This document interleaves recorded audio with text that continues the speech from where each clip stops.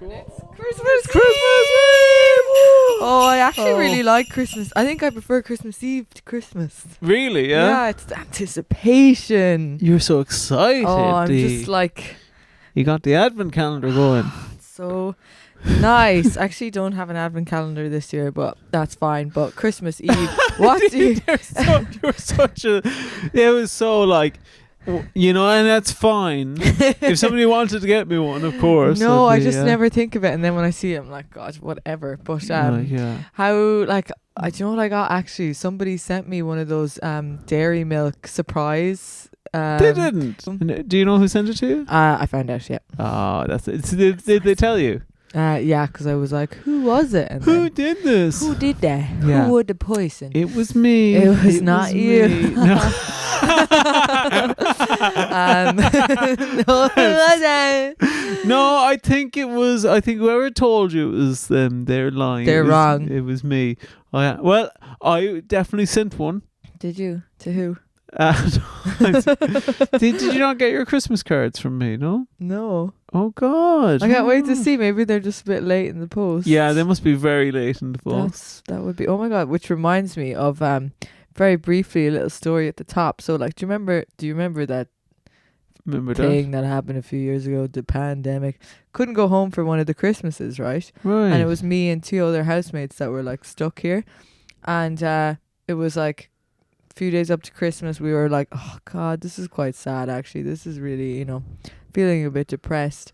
And then on Christmas Eve, the postman comes to our door. And he's got a sack of presents for us, but they're just parcels that were delivered, like posted, that were coming to our house from different like people and my mom and sister. No, but they just decided to put them all in one sack and deliver them all on the same day. So we got like this sack of like gifts from different people around the world. Are you telling me that you legitimately got like a Santa pile of presents? Yeah, we got like between the three, we maybe got like 3 things each, but like to have a common, the aesthetic of like a sack. Yeah. And the postman was like so chuffed giving it to us, and he gave us the like sack and everything. We were like, yes, it's so nice. I'd be absolutely buzzing off that. It was incredible. It was such a nice touch. I've never experienced something like that. That's like proper Christmas Human. Eve vibes. Yeah. Like, oh wow. It was, to be fair, that was one of my favorite Christmases. Not just because that, but for a few other reasons. But I really... Because you couldn't go home and stuff. Go home. It's less stressful, wasn't it really? But no, it just was nice. It was just different. Yeah. Yeah. Just change it up a little bit. Do you have a little Christmassy bow on your... I do. Wow. I know. Look at that. No expense spared here, listeners. I know. It's Christmas time. Yeah, this is beautiful. I'm trying to think, what Christmassy things have I done? I have a little advent calendar. Oh, do you? Yeah. Me and my partner have been sharing it. It's little Pokemon figurines every day. Oh, they're not chocolatey though. No. Oh, I tried. Oh my God. What do you do with the figurines? Just display them. God, I'd say you've some amount of shit in your house. Don't even get me started. Do you actually bits and pieces everywhere? Yeah, like I mentioned to you before that the minute I get the tiniest little bit of shit, like a little, any trinket, if it's bestowed with some level of sentimentality, I'll just have to hold on to it forever. And is Ryan Reynolds the same way? Does she collect all the stuff? No, just gets rid of. Oh. Yeah, she's good at it, but I'm like, no, that is a man. That's actually a thing. That's the gum that I chewed on my first gig. Yeah, I've personified this item of shit that was it was made by slave labour somewhere. Isn't it funny? Like, as in, we had a couch in this house that we wanted to get rid of because we got a new one, and we put it down in this secret place where things get put taken. It down, gone to the head. We were like, come out, we're going to the farm, little couch, we're going outside, buddy. We're going to the big leather factory in Scotland. I want to be a recliner. I want to be the Lazy Boy 5000. Sure thing. But we put him down in this dodgy corner, we call it, because it just disappears. Yeah. But we put it out on a sunny day, and when we put it down there, we could see it every day and nobody would take it, and then the weather started changing, and then we'd see it get rain out. We all genuinely felt really sad looking out at the couch, being like, oh, and then somebody just took the cushions off it. Then it just got moved down the road and then came back, and we were like feeling so guilty for this inanimate object. This poor couch. So I understand. You why you're attached. With I've been curious to see your opinion on this, because you guys left that out on like the street to be picked up. That's so much more common here, I feel. Yeah. Than back home. I mean, yeah, because you live in the city. I don't even think people would do that in Dublin or Cork. No, like because I lived in Cork City for years, and if you saw something outside somebody's house, it doesn't matter like what state it was in, you would assume like, oh, it was probably theirs, leave it there. But here people are just constantly like, oh, here's some old tat I don't want anymore, I'll leave it outside my house. And that's like the universally accepted. Yeah, it's so great. It's unreal. It's like, yeah, I like it, but then sometimes you see it and you go, do you really think anyone will take that? That lamp? That lamp? You took that lamp? The table beside you? This? These are good. They're good things, though. The bulb was in that lamp. Still works? Works straight, yeah. Yeah, but they're good items. Yes, and sometimes they're absolute garbage. So yeah, sometimes I see things and I just go like, who is taking this? No. Not I. Not I, said Mr. Mouse.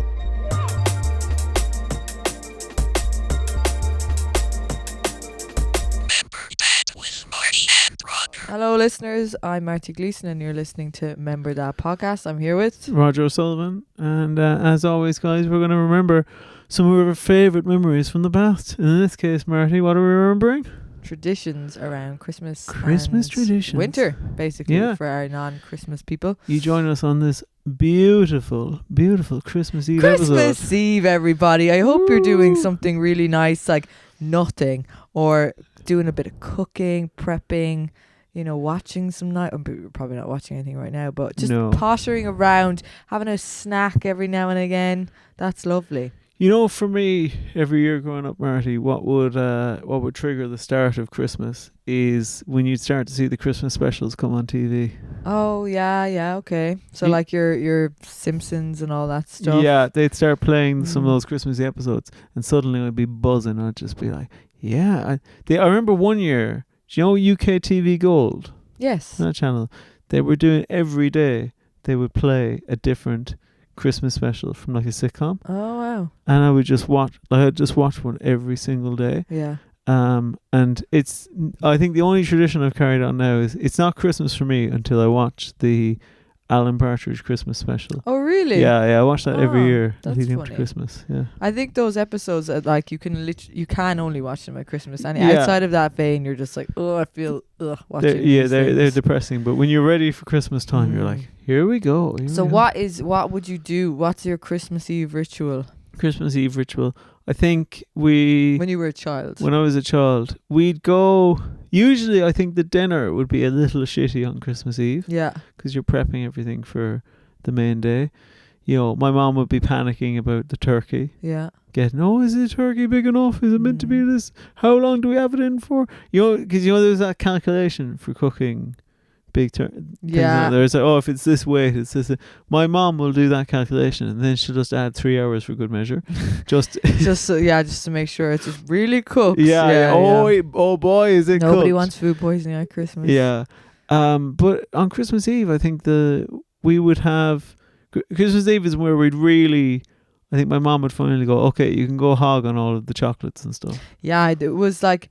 Whatever about like presents when you were a kid, obviously amazing, but it's like everything as you know it went out the window in terms of routine. Yeah. You could just watch TV, loads, movies that would be coming on Christmas Eve were just like made RT a good place to actually be. Oh my God, the Home Alone. Oh, Home Alone. Like talk about the classic, the perfect Christmas movie. It is, I think. And I kind of still have to watch it, every year. Yeah. Yeah, it's just perfect. Or there would be some kind of cartoon, like animation movie that would have been like big around the time that would be on, like I don't know, Oh, geez, what the Harry Potters would have always been on as well. Oh yeah, around Christmas know. time, yeah. But my ritual on Christmas Eve was we'd get up, we'd do some kind of brisk walk outside in the cold, which I didn't like doing when I was a kid, but I love walking now. Yeah.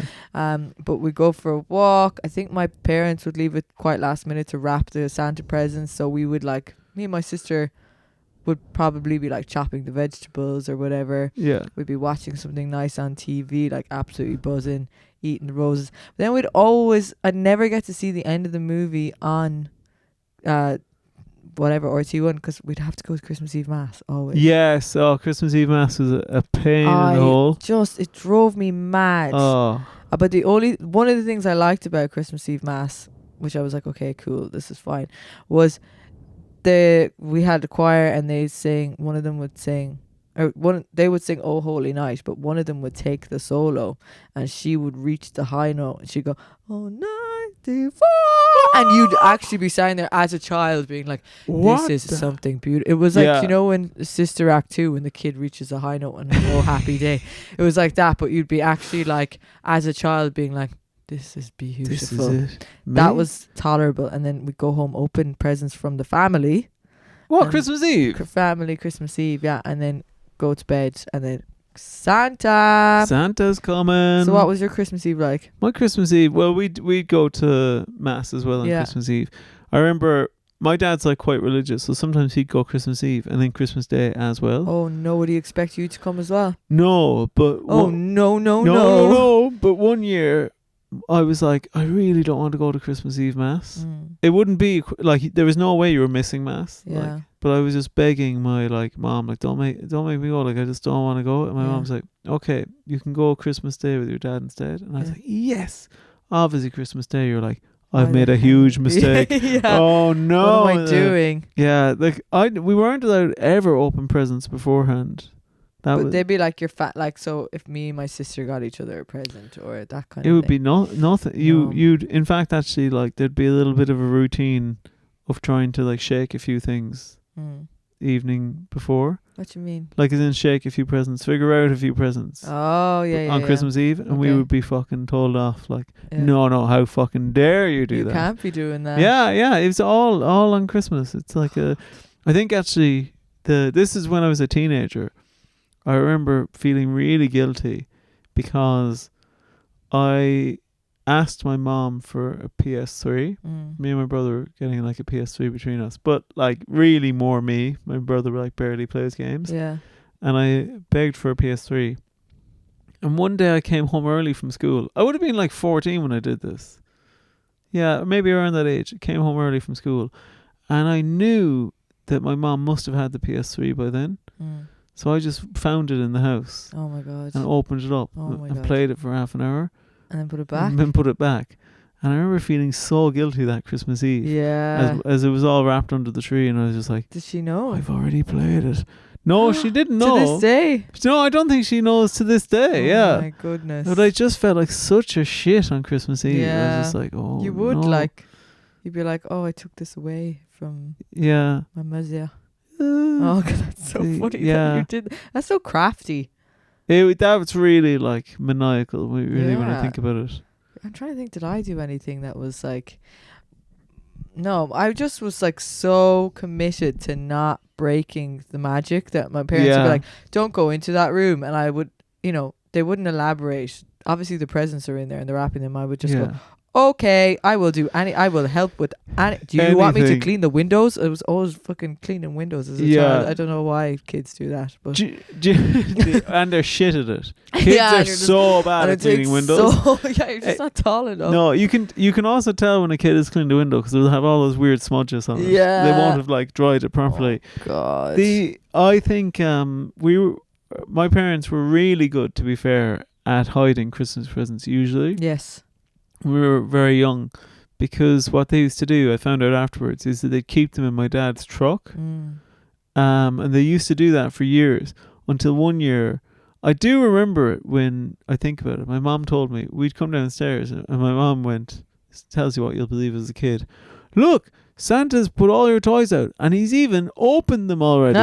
And you're buzzing. Yeah. And you're like, wow. But what had happened is where they'd stored them in the truck, they'd just been eaten by rats. Oh. So the rats had like eaten through all of like the outside God. boxes and stuff. So my parents made the decision to just take them all out of the Yeah, boxes obviously, and yeah. leave them under the Christmas tree.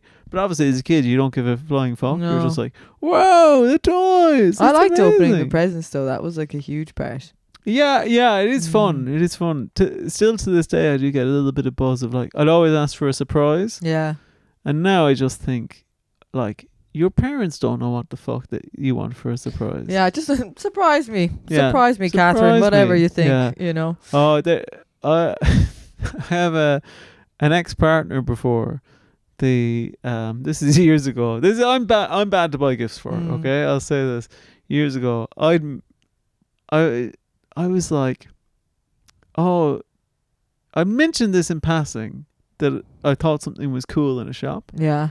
And then she was just like, you're going to love your Christmas present so much. And I was like, no way, what is it? And then she's like, honestly, I did such a great job.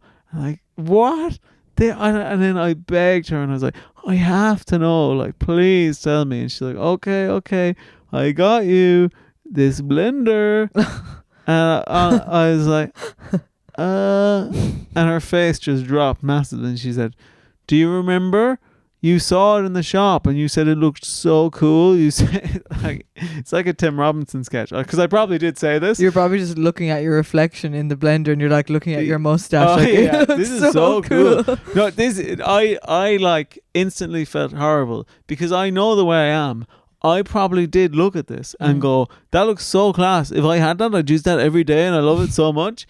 And then I never thought of it again in my life. God, and then I know. And then she's like, I'll take it back. And I'm like, no, it's fine. She's like, no, I don't want you to have it now. Oh, that's awful. Yeah. And she'd be so excited giving it to you. Yeah, I do feel bad about that. Oh, Yeah. no. Jeez. Well, traditionally then you're hard to buy presents for. I'm terrible to buy presents for, yeah. Santa always got it right, to be fair. Well, that's because you could literally ask for fuck. what you wanted. Yeah. I remember, what did you like, write letters to Santa and all that Yeah. stuff? Yeah. You used to write letters to Santa. I remember one year we had like a teacher who I really hated actually in primary school. And I stand by the fact I hate her. I think she was horrible. But one thing she did do is she set up this thing where we could all email Santa. Did you ever do this? Oh, I don't like that. Yeah, and it's like, you can email Santa. And I remember going home and telling my mom's like, are you going to write a letter to Santa? And I was like, oh no, Mom, we emailed him at school. And my mom obviously panicked. She's like, no, you need to write the letter to Santa. Obviously, yeah. And it's like, no, Mom, it's fine. I emailed him. Come on, like, it's the 21st century. Like, come on, get with the times. Oh no. And my mom's like, I really think it would be better if you wrote out the letter as well. That teacher, just in they're case. silly. Oh my God, I don't know what the fuck she was thinking. That's bad. I actually wish because I've got so many Santa letters saved from when I was a kid. I wish I had them right now. No, really? They're all like, dear Snatta, like all spelled wrong and everything. But yeah, we would write the letters and like make, like, you know, my mom would make sure, she'd be like, are you sure that's what you want to put down? And then I'd like gradually cross out more things. And I think we for a period we tried to do, I think we saw it in a movie where you like burn the letter after you write it, but my mom was like, we won't do that now, because obviously she needed to read what was on the letter. But in terms of like traditionally on Christmas Day, we used to, and to this day I don't understand why families do this. Obviously it's so nice to see your families outside of the home that you're in, but I think that should happen like 2 days later. Like, I don't think we should have to move from your house. Oh yes. Like, you just want to just sit and be like. Christmas Day, we would always busy. Oh yeah, we would always at a certain point be like, okay, that's it now. We have to go like visit your cousins or whatever. And it's like, nobody should be visiting anyone No, on you should Christmas just Day. incubate, watch TV. Should be at home. Like, let your parents watch Mrs. Brown's Boys, even though it's terrible, but laugh at their reaction because they're enjoying themselves. You know, and that's it. Yeah. That's all we should be doing and eating. But for some reason you'd be like, I mean, I understand it when you're a kid because you want to play with your cousins. Yeah. But now I'm like, no, sit Don't do it. still. No one visit me on Christmas Day unless you're Santa. I don't want to hear. I don't want to hear from you. And people who go out the night before and people That's who go out on wild. Yeah. Christmas Eve, I'm like, what are you doing? I do think that's satanic. I think it's crazy. One of my friends did that, and she said she woke up in some random person's bath on Christmas Day and was so hungover. And just was like, had the worst Christmas day ever then. Yeah. Couldn't eat the dinner. Don't like that. No. Did you obviously leave stuff out for Santa? Yeah, we'd leave carrots, milk, and cookies. I think when people left whiskey out, I was like, how can he drink and drive? And he could, if he had all that whiskey, he would die. You know. That's such a like kid, little kid worry wart. It's like, Mom, I don't want Santa getting drunk at our house. Everyone else can give him what they want. It to the other kids, and then you'd run down in the morning and you'd see like, I think my dad would have bitten into some of the carrots. Right. Rudolph. It was so magical. It was magical. It was so like. Did you leave stuff out for Santa? We left stuff out. It would always be a mince pie. Oh yes, mince pie, a little bit of milk, and a carrot as well for Rudolph. Of course. It was so exciting. Yeah. No wonder he's so big. Yeah. Eating all of these at every house, you know? And an alcoholic. Yeah, massive alcoholic. But some people I know, they would have like had, soot footprints leading from the fireplace. Yeah, my friend growing up, his parents were mad into doing stuff like that. So he was like a Santa truther. Yeah. He was like, no, you don't understand, guys. I heard the bells. And then I remember him going into school after Christmas holidays and he goes, you guys think Santa's not real? How do you explain this bit of his coat? Oh, that's wonderful. Instead of being like, what an idiot, we were all like, oh shit, Santa's real. Yeah. Like immediately, this is proof. This guy had physical proof of Santa. We need to get this in the lab. Yeah. Figure out if it was legit. I think Santa is so important. Like, to kids' development. He needs to stay around. You need to have some kind of magic in your life when you're a kid, and imagination, and other movies you'd watch. Like, did you watch the Santa Claus as well? Oh, with Tim Allen. Yeah. So good. Scott Calvin. So good. See, the Santa Claus is brilliant. That's one of those movies where, again, every year I have to watch that. My mom would be insistent that we'd all watch it together. Yeah. She loves that movie. Oh, that's nice. And another one. Oh, me and my friends were talking about this in the group chat recently.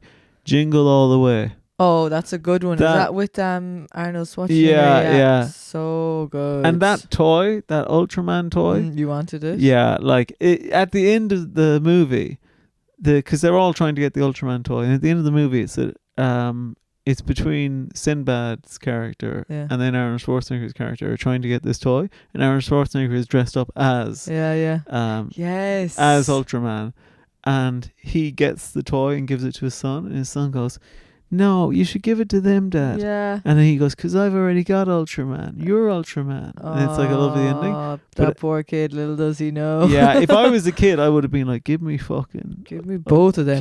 I want. Why should I not have both? Why am I sharing and caring? No. Yeah, are you kidding me? Unless there's an adult watching, then I'd be like, here you go.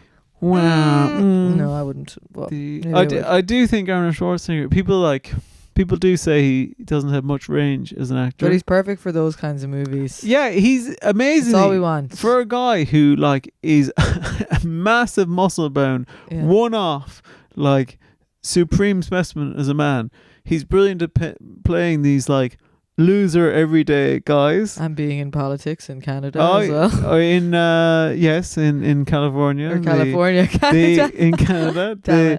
But he he plays these, the guy in Ultraman or in Jingle All the Way. He's like a loser dad, but who somehow spends 7 days at the gym a week and looks like. But he's not a loser dad. He's like a neglectful dad, right? Yeah, but he's not like a millionaire or anything. As in his job, it's like I think there is bits where he's just in the office and he looks ridiculous and he's just like, oh no, I must complete these forms. And his manager is just like a normal guy. You're going to have to work harder on that. Yeah, he's not as snivelly as he could be, I guess. Yeah. Whereas Scott Calvin is kind of, he's got more like, I work in advertising. Yes, I'm Scott Calvin this. is like a bit of a sleazy. Oh, there's so many good parts to that movie Yeah. when he just like goes downstairs and he finds all the boxes of letters. And Yeah. it's like Scott Calvin, Santa Claus.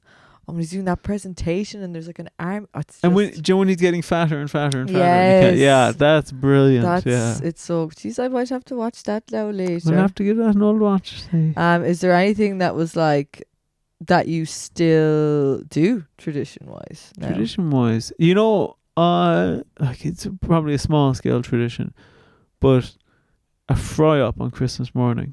Oh yes, interesting. But yeah, talk me through your breakfast situation because it's obviously big eating for the rest of the day. Oh, so this is what we do: is we wake up first thing you're opening the presents. Maybe you might have a few chocolates or whatever, and then immediately my mom starts like a massive fry up. Yeah. For all of us. Yeah. Now, because me and my sister are both veggie, there'll be like a second frying pan on the go for the veggie stuff. Right. And we'll have huge amounts of toast, fucking tea, non-stop tea. And once that's finished up, then you just kind of go into a coma for an hour or two. And then eventually my mom will go, well, that's it now. We'll get the dinner on now. We'll get the dinner started. And would you have early dinner? no, the dinner is usually like, I feel like the dinner would usually be at about 5. But That's I feel like farming folk always have it a bit early. during the year, like if I ever visit home, Farming folk. yeah, there is this thing where whenever I visit home, my mom will be like, "Do you want dinner? It's 2:30 p.m." It's like, Yeah. no, mom. No, like, we're gonna go to bed at 4 o'clock. yeah, so. yeah. My mom's mentality is based around like, well, you'll be up at 6 a.m. and you'll be out doing the farming, and then you'll be back in for dinner at 2:30. Yeah. It's like no. But we have it about 5. But because we were always conditioned to eat dinner at 2:30, even though we've just had a massive fry up like a few hours ago, I think even to this day, without fail, we will just eventually start having a go at our mom for like dinner not being ready and be like, where the fuck's dinner? Like, what the fuck is going on? Oh, lousy. yeah. God, but also you're also so you're in such close quarters as well. Yeah. Like I think we would just be very busy on Christmas Eve, I think, just to be like, distraction. Yeah, just because otherwise you'd be, in on top of each other. But then Christmas Day, I don't know, there was just this sense of calm in the house. Yeah, It was just really? magic. It was so great. Oh wow. And I don't know what I don't even think we'd have like a proper breakfast like we would have cereal or whatever. I don't think we'd like go to town with a fry up or anything. But it was just great. We'd always have a fry up, but you've just reminded me of 2 things. One is on Christmas Eve, I would, as a kid, constantly pretend I was going to sleep already. I would just pretend like that's it, I'm going to sleep, and like if I go to sleep early, it'll be. And I would force but I'd never be able to sleep because I was too excited. Oh yeah, you'd so I'd be just be absolutely up for you'd hours. be dying to go to bed. Yeah. But you go to Christmas Eve Mass, which would be late, like 9 o'clock. And then you'd be like, please, can I just go home so I can go to bed? Yeah, then like, we go to I'm bed. buzzing. Yeah. But then, would you be one of those kids that woke up early on Christmas Day? Yeah, I'd wake up ridiculously early, and my mom would be like, "You have to go back to bed." Like I wouldn't. I'd be like 11 o'clock, baby. Oh no way! I'd be up at 6 a.m. and I'd be telling my mom, "This is technically the morning." So and she'd be like, "No, you have to go back to bed. You're not allowed to go downstairs." But the other thing you reminded me of, Marty, with like when you talk about Christmas calm, I can't say that I have the same like Christmas Day experience because at some point, like let's say seconds after the last present has been unwrapped, my dad will just come stomping through with a black bag and go like, "Come on now, everything in the bin, in the bin." I don't mean that. I mean just like emotionally after eating. But like somebody would always be up on top of somebody else being like, do this. Yeah. There'd be a few as families are. But I don't know, there was just an acceptance after a certain point of just let everyone be to themselves. Oh, there's always a period where you're like, okay, that's it, now we're all going to separate rooms. And we're not. But even then, just sitting around together, because we wouldn't really have watched movies together or anything like that. Oh, I think the problem in I can't remember my childhood. the problem in our household is, I think we will try to make it very Christmassy, like a tradition, and then eventually all of us like our own space, and it's not Christmas Day until there's an argument, I think. Of course. There's an argument in every house on Christmas Day. Yeah. And sometimes it's like, oh God, but I think people really try on Christmas Day to really not make that happen, but maybe that's why I think that's why it happens. More. Yeah. Because I think people hold on until it's like boiling point, or like they're ready to blow up, and then they're just like, oh, fuck you. Yeah, and there's this thing of where there's this force of like, it has to be a perfect day. Yeah. But everyone's got an different idea of what the perfect day is, or, you know, it's there's a lot of pressure on the day actually, but I've just like completely misremembered. Oh no, I loads of stuff. I do the same thing where, unless I'm consciously thinking of it, every year going into Christmas Day, I'm just like, this is going to be the most perfect magical day that's ever existed. And then, within a few hours, somebody's being like, oh, I cannot be around people this much. Everyone just needs a job, and they need to be happy doing that job. Yeah. Like, you can't give people a job. They have to be, like, for example, I love cooking, so I cook Christmas dinner now. Do you do the whole Christmas dinner? So but my sister like helps me or whatever. Yeah. And obviously my mom helps me as well. But I would like steer the ship, and I love doing that. But my mom would be like, "Oh, I can do more. And I'm like, "No, I need less. this. This is what I need to do to be busy. Otherwise, I will just be like going crazy." That's very like my sister. My sister will do that. Will you cook the turkey even though you're veggie? I won't cook the turkey. No. No. My sister still cooks the turkey. That's nice of her. She's like, I'll just sort this. But she clean it out and everything. I think she would. Really? Yeah. What's on your Christmas dinner? Talk me it changes every year because like vegan vegetarian situations with my family. My sister and mom have started eating meat again now. So they've completely flipped. So there's usually a starter now and like a main. The veggie situation would be like dauphinoise potatoes. Ooh. Boiled potato or roasted potatoes, of course. Some kind of really nice stuffing, gravy that we make from scratch, which is really nice.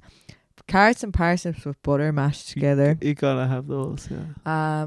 Brussels sprouts. Brussels sprouts. Oh, I don't. Why do people hate Brussels sprouts? I love them. Yeah, I think they're amazing. I think they're so great and yummy and nice. And even now, like when I see them in the shop, I'm like, oh hey guys, you're back. You're back, guys. Oh, little cabbages. Yeah, do you ever eat them raw? No. Oh, maybe I have actually, like in a salad. Yeah, I like them raw. There's a lot of you're not meant to eat parsnips raw, but there's a lot of veg that I'll eat raw. Why aren't you meant to eat parsnips raw? I think that there's like some. Can it kill you? I don't think they can kill you, but it's that thing where they're like, I could be wrong, but I think they are toxic, but like a low level of toxicity that the cooking neutralizes. So it's not like you'd kill yourself, but you might give yourself stomach cramp or something, you know? Oh, imagine how embarrassing that would be if you killed yourself. Oh, sorry, I'm shitting myself and I'm going to die because I ate too many parsnips. Well, she died doing what she loved, eating parsnips. Obviously, jumping in again, you got your herbs, your rosemary, your thyme, your sage. Oh. All those things. Absolutely class. Potato stuffing. We'd have bread stuffing.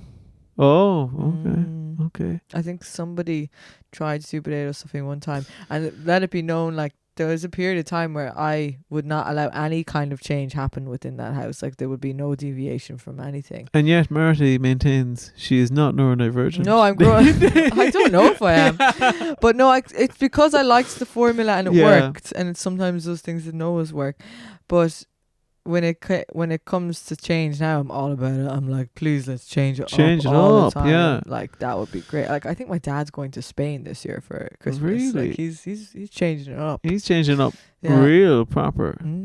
Would you think he'll have like one of those? Do you think he'll go to one of those? Kind of nominally English cafes for breakfast for like a Christmas. I don't know why he'll do. He's such a. Or will he do a tapas? Loose cannon. Christmas tapas. He might. Well, actually, he's going to Lanzarote. He'll do a Christmas tapas, and he'll do when we went on holidays together last November. It's somewhere in like somewhere in one of those islands, and he kept going. He'd go up to someone and say gracias, but then if he really meant it, he'd shake their hand and go double gracias. That's very endearing. Like really sincerely, like thinking like that would. Yeah. Yeah. So every time I meet a Spanish person now in my head, I'm like double gracias. I'd love the idea of your dad like transliterating Irish sayings. So he's like, "What's thank you in Spanish?" Gracias. Now what's a million? Muchos. I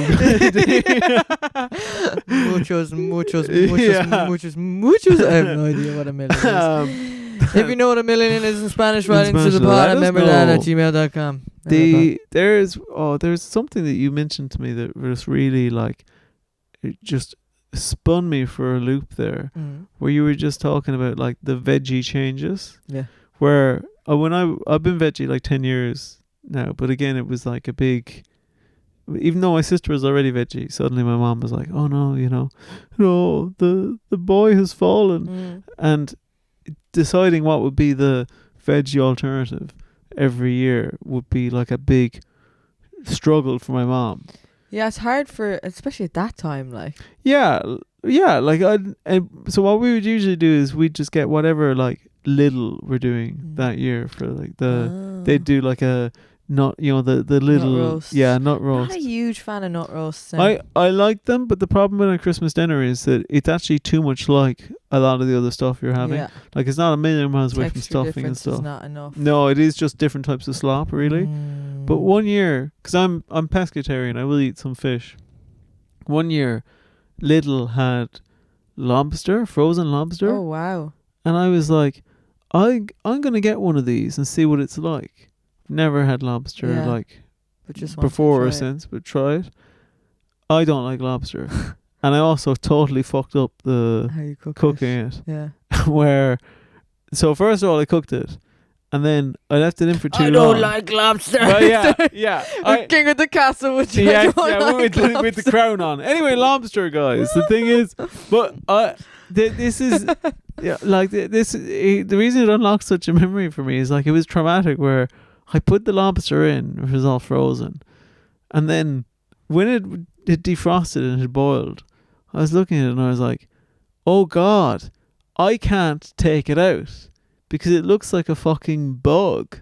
You just were like, yuck. I was like, this is fucking disgusting. So it took me so long to actually like get the, I don't know what you call it, the like moral fortitude to pull it out. And by the time I'd done that, it was overcooked. And then when I was opening it up, it had like its like, I think it's called a sand sack or something. It's basically like it's you know the way they have to pull the vein out of those prawns. Yeah, it's like a giant one of that for the lobster. So I wasn't thinking, and I caught into it, and then I open it up, and it's just sandy shit all over the inside of the lobster.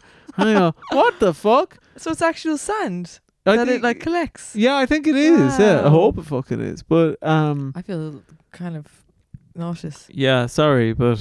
So I didn't end up having lobster for Christmas that day. So you didn't even did you taste any of the rest of it? I tasted a tiny bit of it. There was like a little bit spared, and I was like, I don't think this is worth it. But I guess maybe that's what you're getting for like a €5 lobster. I don't know what I expected for. I think it was like $5.99. Those little deals. You're best just making the decision yourself and deciding what you're going to make. What you're going to have, yeah. Otherwise, you're just going to be led fucking like the way when Marks and Spencer's do things. You're just like, no. But also, they know what they're doing. No, Marty. But I don't. No, but they do for Christmas stuff like that. If you just want to bung things in the oven more than Lidl don't do that. Yeah, but I don't. Like I said before in the pod, and I'll say it again. Marks and Spencer's is just a place for rich people who don't know how to cook. Exactly. Yeah, and I don't know whatever. I've quoted that to so many people because I think it's so apt. It's such a perfect description of Marks and Spencer's. Yeah. The stuff there is. But they do good Christmassy things. You know? Okay, I'll believe it when I see it, Marty. I'll tell you that much. Well, going by the adverts. Yeah, that's the thing though. The adverts are like, wouldn't you like this Christmas thing you've never heard of? Bum bum. Yeah. And you have it, you go, what the fuck is it? Pick me It's a just blanket. it's just incredibly salty. Marks and Spencer's is just it's just a shop of salt. It is put Shop. salt in everything. It is, but you know we love salt. Oh yeah, I'm as big a fan as the next person. But Did you ever play any games on Christmas? we would play charades every year. Oh, that's a good one. Every year we play charades. My like my mom would often be stuck playing with my brother because we'd go on different teams, and like there'd be no chance of ever guessing what my brother was doing. Yeah. And one year I refused to play because I think I was like going through like a teenagery type vibe, and I'm like, oh no, this is too lame for me. And I just heard everyone screaming in the Having fun, like. no, it was like frustration. Oh. Genuinely, like it was my sisters and my mom being like, what the hell is this? and then my sister called me and was like, Roger, come in here. And I come in. They just know that me and my brother's brains are like sadly wired, like almost identically. Yeah. So I come in and they're like, we cannot figure out what this movie The Chronicles is. of Narnia #2. My brother turns. Pythagoras' theorem. Yeah, he turns to me and he goes, it's not that hard. And then he does this thing where he crouches down. Can I try guess it? Okay, yeah. You try and okay. get. Yeah. So my brother crouches down, puts his hands here. So Roger's kind of going into like a little rock crab situation. Is it a movie or anything? Do I know any of this stuff? It's a movie. Yeah. So he does this. Yeah. And then he goes, The Hulk. no, Gollum. no, Free Willy. no, Something turning into something else. no. Oh. So Did you get it straight away? sure, I came in. I didn't even know it was a movie. They just said, "Oh, this is impossible," and I came in. So And just for the listeners at home, Roger went down into a little ball, crouched, and then kind of jumped up into the air and burst like into society like a debutante. But yeah. it's a movie. Yeah, so I didn't even know this at the time. Yeah. I just walk in and my sister called me in and she goes, Roger, what the fuck is this? And my brother turns and he goes like, I don't think it's that hard. I had no context beyond this. I just walked in, didn't even know it was a movie. My brother does that and I go, oh, it's Independence Day. He goes, yes, of course. Because you're like, not independent, and then you become independent. Like No, you just. That's I incredible. immediately said, it's the White House being blown up, isn't it? He goes, yes, thank Oh, you, finally. my God. But like, no one could get That's that. hilarious. No one could get that. That is so brilliant. I love those games. Like we used to play 45 was the game we played, the card game. Like Oh yes, with yes. like we loved it because we'd play with all the like uncles and aunties, and they'd regard us as equals as kids, because if you knew how to play the card game, you knew how to play the card game, and you'd go into teams and there'd be strategy, and my granny was like the matriarch, and she would be like, if you got her respect playing that game, because she played so seriously, and we'd love it, and she'd like, whenever she'd get the right card, if she got a 5, she'd get up on that. And then we'd all go, whoa.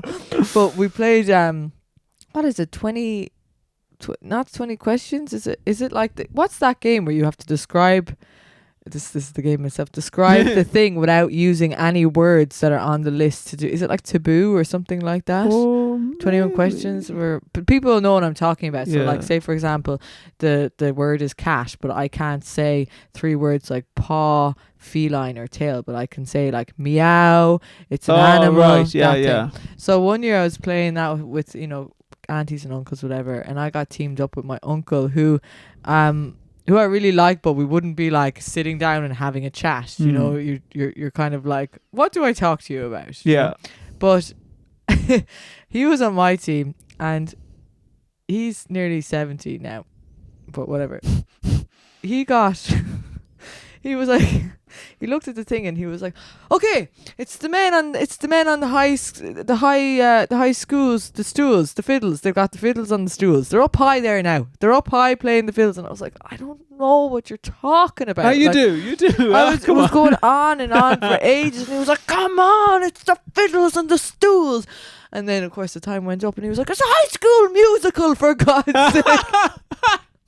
That's brilliant, isn't it? High School Musical is fucking hell. Oh my God, that's unreal. Isn't it? And everybody just paused and roared, and then it was like the joke we went back to for the rest of the night, Yeah. and it was so fun. Like, games are so good when you're playing with Yes. the big family, right? I think. Oh yeah, and I think the one person who makes that little faux pas for the rest of the night, then everyone's like, sure, listen, it's like High School Musical over there, and they're like the king or the queen of the family that night. Yeah. Oh my god. Should we go into listener submissions? Yeah. Listener submissions. I got some excellent listener submissions. Beautiful. Crack on in there, Marty. Absolutely class. So, Richard Todd Scott, friend of the pod, great baker. He wrote in about, and this is maybe like when you're older, obviously. So he said, me, my friend Jimmy, and my brother used to go out on Christmas Eve. Remember we were talking about these kinds of people.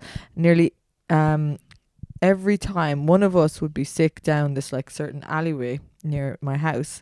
Then on Christmas morning, myself and my brother would do an early morning walk with glasses of sherry, saying Merry Christmas to everyone. And we'd wish Merry Christmas to the vomit when we passed it every time. Oh.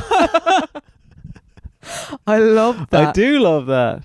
That reminds me of like whenever I go home, we use like, you know, a book to hold open like a door into one of the rooms in our house. And the book is like Steve Jobs's biography or whatever. Right. And it's honestly been there for about 10 years. So every time I come home, I'm like coming into the house, I'm like, hey, Steve Jobs. And I go into the room. Hey, Steve. This one is from Izzy Franke, great psychologist. She said, my dad hired local students. This is so Izzy coded as well. My dad, which is so funny. My dad hired local students to play Santa Claus and come to the house on Christmas Eve to talk to me. That is, I know Izzy as well, and like that is so Izzy. I think he's a lecturer as well. I'd anyway. believe if you said which one of our friends did the, I'd just go Izzy. Yeah. But it gets even more Izzy, right? So my dad hired local students to play Santa Claus and come to the house on Christmas Eve to talk to me, and they had a whip and would whip him because he had been naughty that year. Then they were always different ethnicities every year or spoke different languages. So one year I got annoyed because Santa could not speak German because she grew up in Germany. But the year before he could. Another year it was a woman. She grew up in America and Germany. But she was like, you das can't speak German. Yeah, you with have her little to. curly hair. Yeah. That's incredibly easy, isn't it? Yeah. Imagine having Santa come to your house every Christmas, though. That's wild. Yeah, that's really and lucky. see him. Yeah. And actually see him. That would Because be. obviously he did come every year for you and I, Marty. Yeah. Wink, wink. But that's such a touchy subject to like hire a Santa and bring him into the house if he's going to be different every year. How would you even source that? Like, because there's obviously the classic Santa that you got the picture taken with. Yeah. Back in the day. I can't believe we didn't bring that up. Like, I know. I was just thinking that. Do you remember briefly they tried to introduce into this place called Punchestown Racecourse? Yeah. Santa's Kingdom. Yes. And they would have like a kind of hill that you could snowboard down or whatever, but not really, a sled down. But what it was, we went one year and it was, it's not like a nice thing to do actually. When I was there, I was so aware I wasn't talking to Santa Claus. Real Santa, yeah. I was speaking to the Santa Claus being like, yeah, my taste in music is Louis Armstrong. And he was like, do you? Like big black eyebrows on him, do you know? Yeah. And it was, what it was Santa's Kingdom was just, imagine Severance. You go, that TV show. You go into these offices, and it's just cubicles of different. It's like Monsters Inc. Different Santas behind these cubicles. Yes, and then the family just go in and out, and you're just like, this that's sucks. horrible. Yeah. Like fucking hell, just like a call center for Santas. Yeah. Just that's insane. Ho ho ho. I think I think there is a something deeply rooted in our society where they'll just put a Santa anywhere for those Christmas things. Like I remember our local one would be in like a garden centre.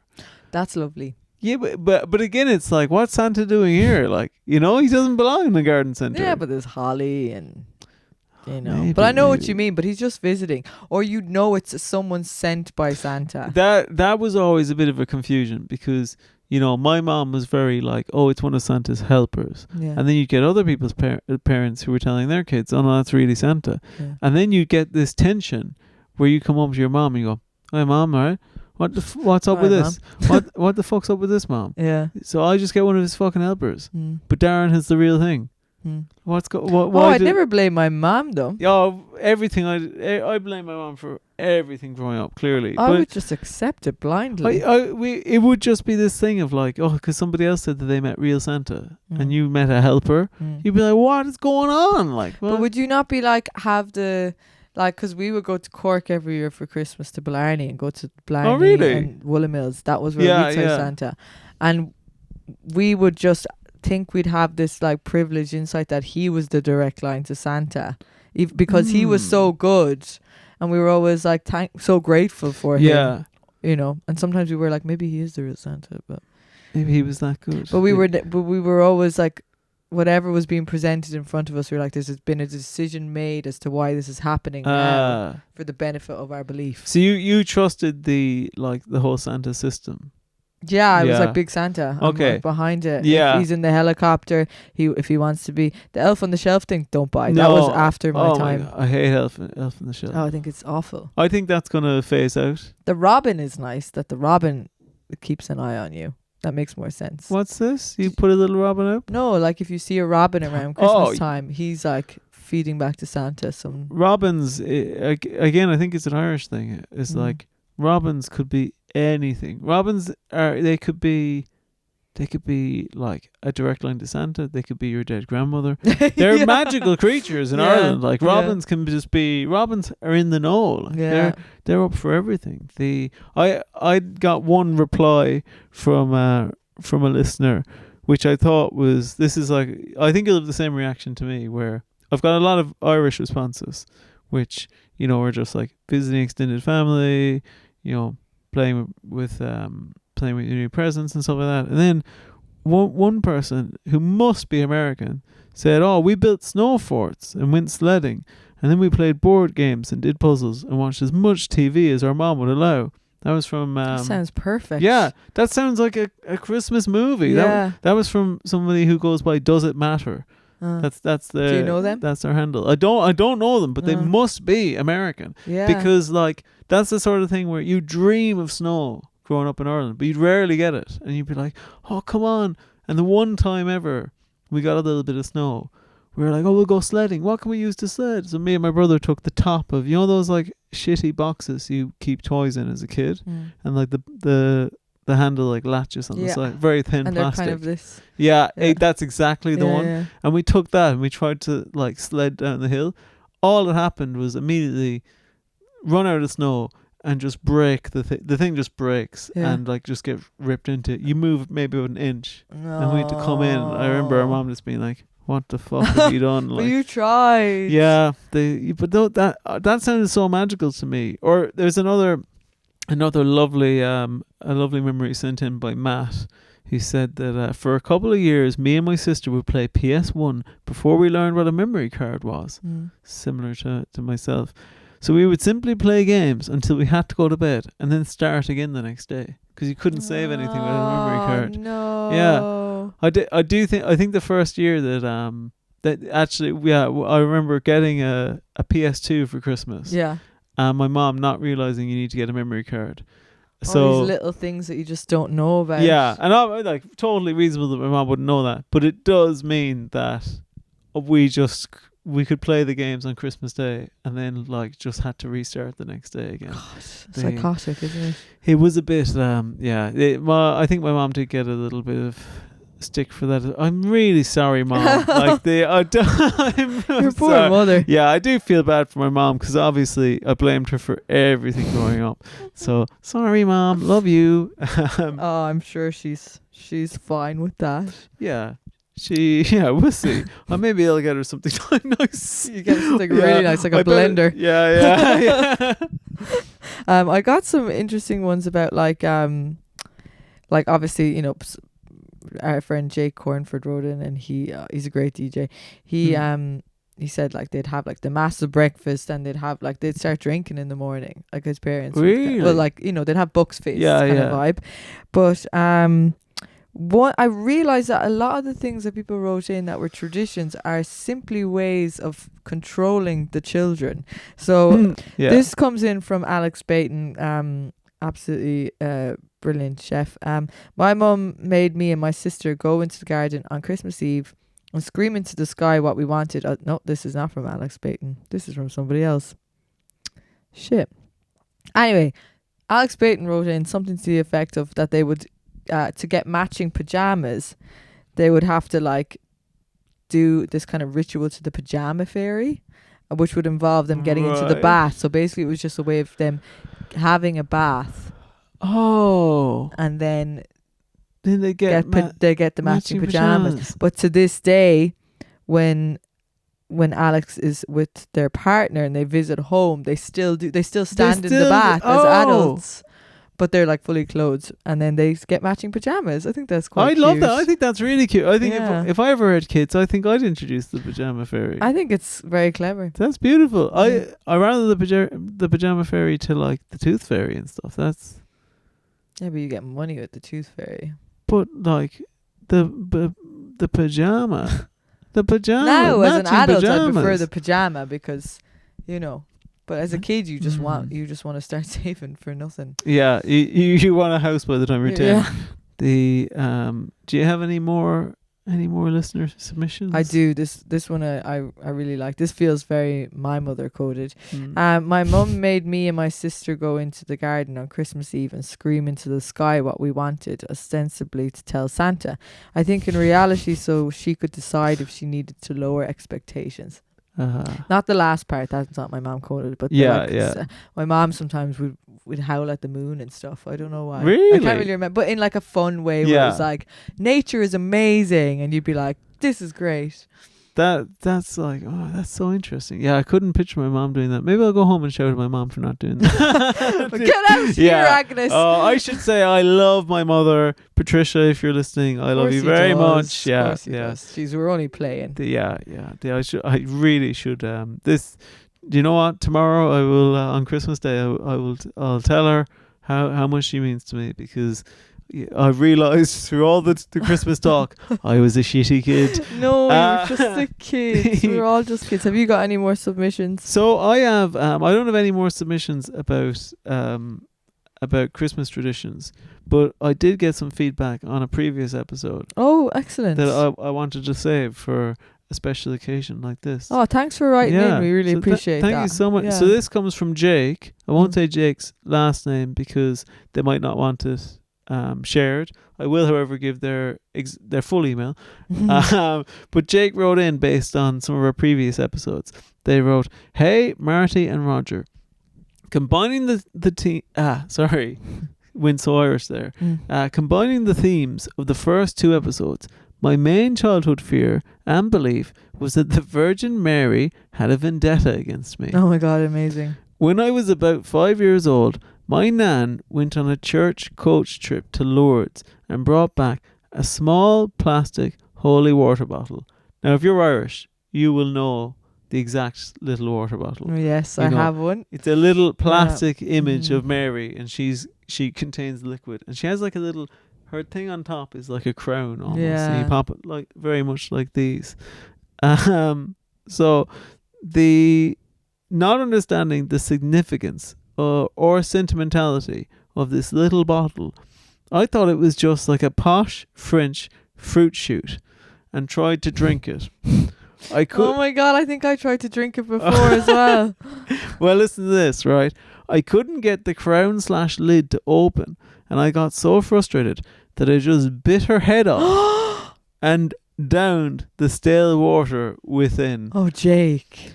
My big sister caught me in the act and told me that Mary was going to pursue me throughout life until she could claim the my Grudge. head and blood to replace Oh her my own. God, your sister's evil. Yeah. Congrats on the pod. Definitely one of my favourite finds of the year. Thank you so much, that's Jake. so nice, Yeah, Jake. and what a lovely email as well to get sent in. If you want to follow up on any previous topics that we listened to, or if you want to share your own memories, then do write to us. Yeah, we'd love to hear at that. We'd love to read them out because it builds a sense of community. Yeah, write to us at Marty? memberdatpod@gmail.com. Yeah, or you can send us Instagram messages as well.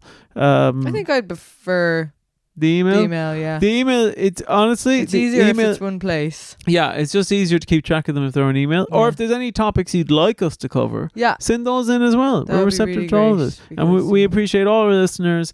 And this is our first Christmas as a podcast. Yeah. And we're we've- hoping it will be the first of many, I you know? really hope so. It's Yeah. been a great year. I think we've had and it's not time to wrap up. We'll have a New Year's Eve episode out next week as well. So I was going to be like, it's been a great year, but we don't need to do that. What? No, this is a New Year's Eve episode. Oh, this is Christmas Eve. Oh, sorry. episode. I thought Yeah. you said Christmas Eve. This is Christmas Eve. Oh yes, yeah. This Anyway. is a Christmas Eve episode. Yeah. No, we'll talk about this in the New Year's episode. Yeah. I care about New Year's so little. Oh, We'll talk about that, but though. we have to talk about Oh my it. god, it's Christmas's shit, brother. Oh, it's Um, stupid cousin is what it is. Yeah, yeah. Twice removed. Yeah. Get rid of him. But no, have a lovely Christmas. Be safe. Be kind. If you need to take a breather from your family, just leave the room for 5-10 Yeah. minutes, guys. Trust yourself. If you need a breather, take a little break outside. And if you're playing charades, don't forget Independence Day. Don't forget It's Independence it's Day. a good one. Happy Christmas. I hope it's a really nice one. And also, it's not a big deal. Yeah. All right. All right. Love Bye. you. Bye. Ho, ho, ho! Merry Christmas!